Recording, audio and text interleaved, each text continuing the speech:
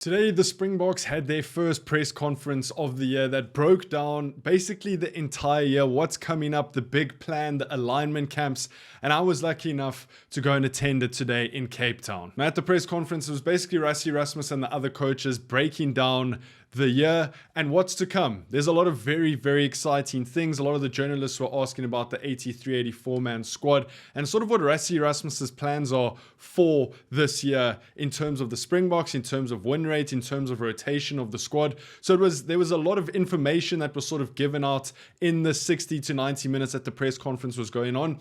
I'm going to give you all of that, my take on it, and maybe just a little bit of inside information from that press conference that I found out. So first up, let's just rip the band-aid right off. So we thought we were having 13 test matches this year, but the Springboks are actually going to play in 16 games this year. Rassie Rasmus said that he wanted 15 competitive test matches to take place this year so that he can test out a couple of new combinations, see if players are going to swim or if they're going to drown in those deep waters that is international rugby.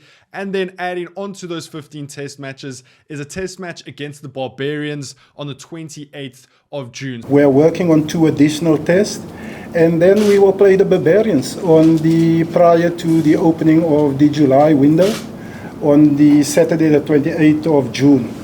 I can also confirm this morning that our venues for the end of year tour have been confirmed. We are playing France at Stade de France. We are playing Italy in Torino at the Juventus Stadium, the Allianz Stadium.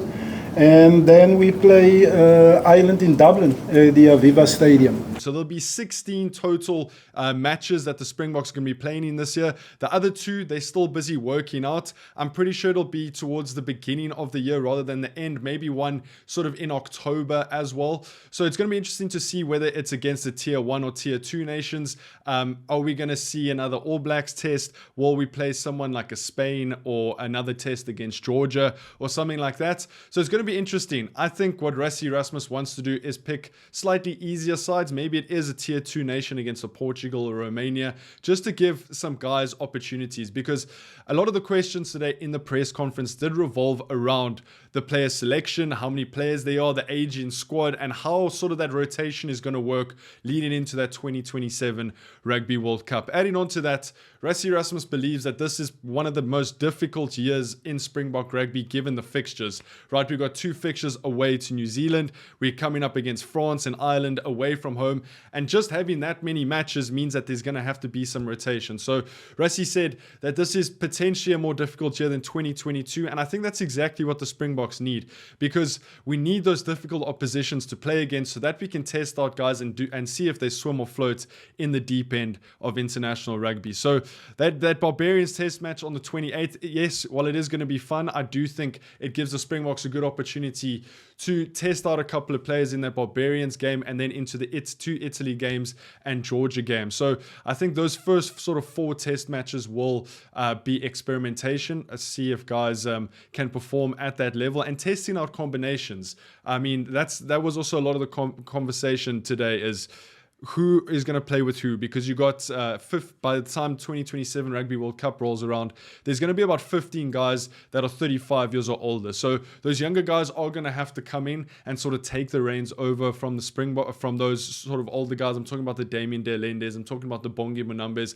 those type of guys who have won 2 World Cups that will be pretty old by the time the 2027 Rugby World Cup comes around. So I think it is important that we see a couple of these younger guys coming through. Let's test their mettle on the international stage and see what they're about. Now, another question that Rassie Rasmus was asked is about Eden Park. That test match against the All Blacks, arguably our most difficult test match of the year, where they haven't lost to the Springboks since 1938. They have a 50-game unbeaten record. That is New Zealand's sort of fortress down there in Auckland. Yeah, I think it's 1938 or something like that, once in the history, 1 out of 10. Yeah, exactly that we won there. But then if you take Ireland, they've been having our number the last couple of years, so it's tough. Yeah, Wellington, won there and we've drawn there. But I think if you look at all the matches, France, if you try to single out which are going to be the tough ones, that's why we want a tough year. We wanted a year like that. And playing 15 matches will give us the chance to see. It isn't really a transition year, because last year we already looked at a few players, and then on the older players, I think in the past, you as a media, us as coaches, we never looked in planning for the World Cup. It's just from actually doing it a little bit now. People are starting to put brackets next to guys' ages, and we do as well. And we have succession planning and thinking we know when some players are going to give up or can't keep up anymore.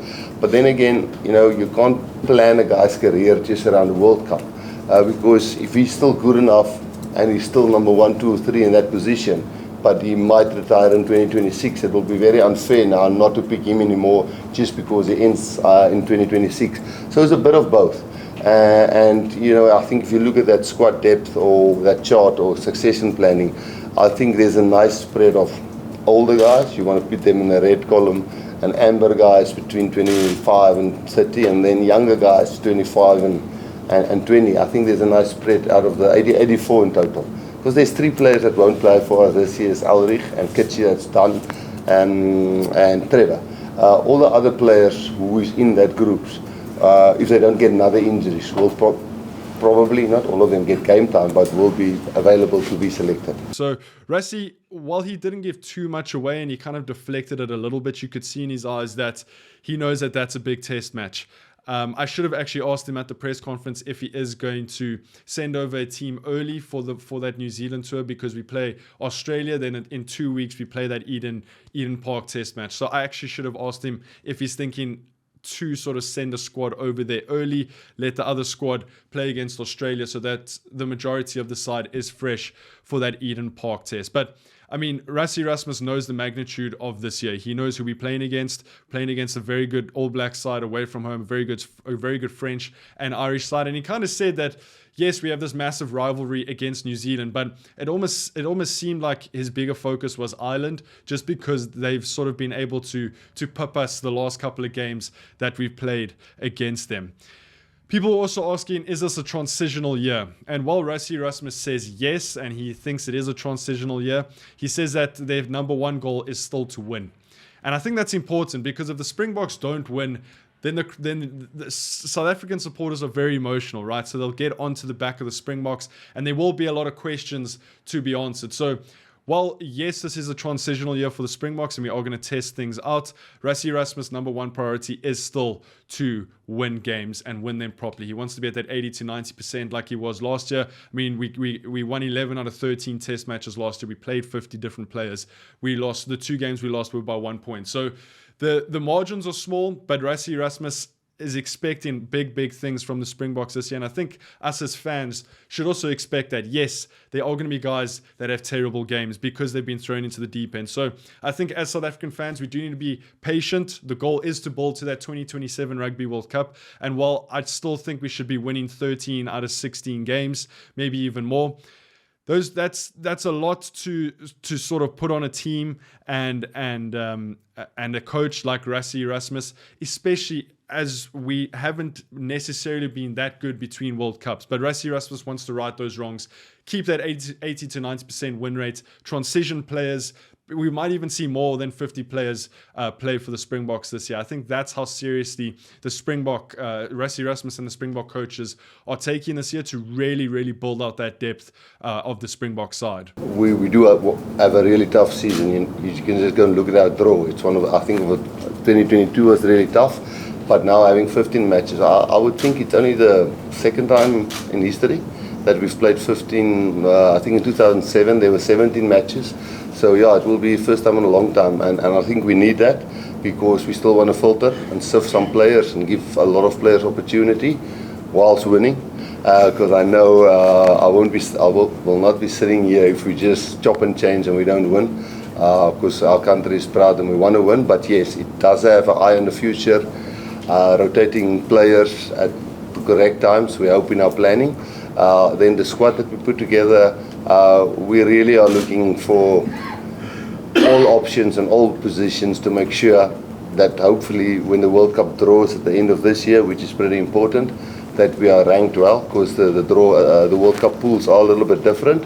And then obviously, if you put players through pressure cooker situations in this year, 2 years out from the World Cup, you learn a lot from them. Then there were a couple of other sort of questions asked. Felix Jones is back, and I think that is a massive, massive weapon for the Springboks. He's won 2 World Cups with the Springboks. He then moved to Ireland. Obviously, something happened there. Now he's come back. And when someone asked him about Rassie Erasmus, about Felix Jones, his eyes sort of lit up. Yeah, look, we never wanted to lose Felix. Felix went back home for, his family's in Ireland, and, it's close to home, England. Things didn't work out for whatever reasons there. So, no, it was definitely not a plan. You won't send your family back and go and relocate and sign a contract and then hope it doesn't work out. I think that speculations must maybe stop, because it's almost when I went to Ireland, you don't relocate your whole family and then know you're going to be back in 18 months. We are very happy to have him back. We as a coaching team, there's not a lot of egos in our coaching team when it comes to sharing responsibility. Each coach is responsible for his area, but we dovetail and integrate when helping each other. It's probably just Don. Imane does his own thing, because we don't really always know what he's doing. But Felix is here already. He would have loved to be in here, but him and Jerry is already, I think, today in Durban with the Sharks. He's right onto it. I think he's moving his family also here for the whole period until the end of his contract. So, yeah, we never want to lose him. So, but it wasn't planned that he go on that side and just get info. But it is helpful, definitely helpful.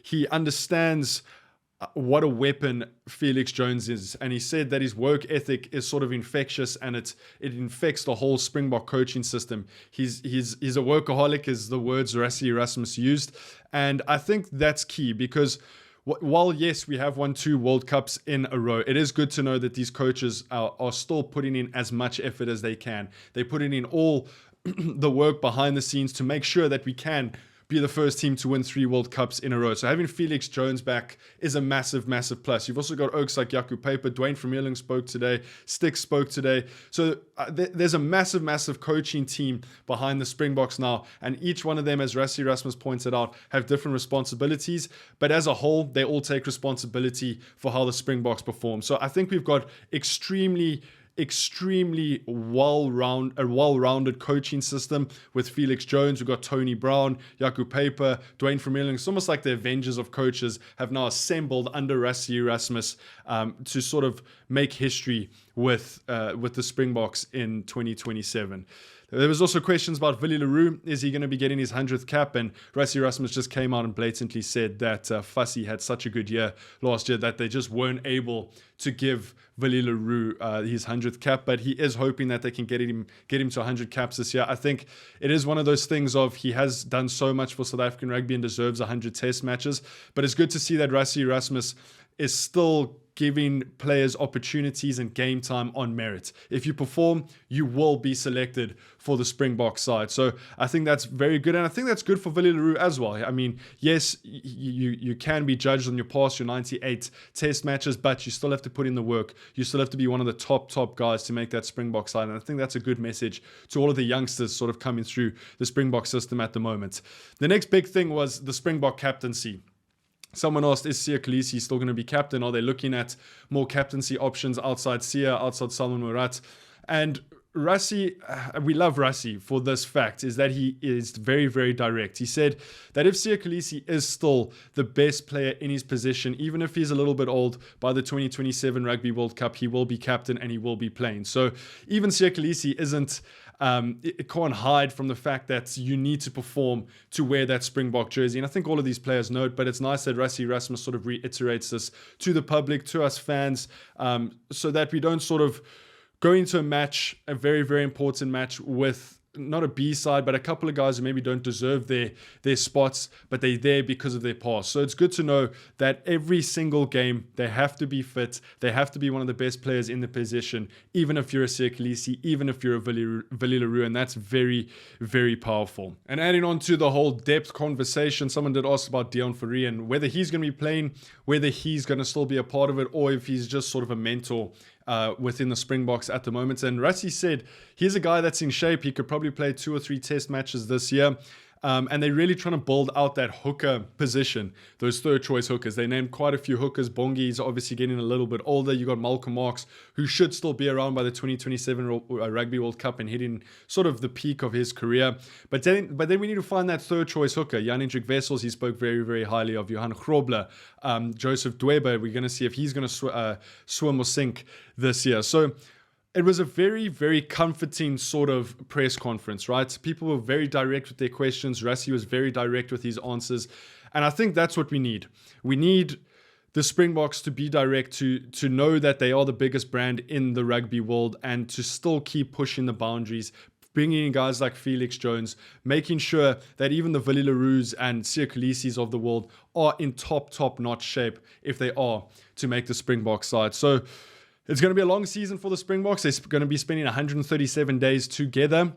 16 games. We have a lot to look forward to as fans. It's going to be an absolute crack, and I cannot wait for it to kick off. As always, let me know what you guys think down in the comments. Rassie did tell me that I should let you guys know that you should be hitting that subscribe button on this channel. Leave this video a like, and I'll see you guys in the next one. Take it easy. Peace.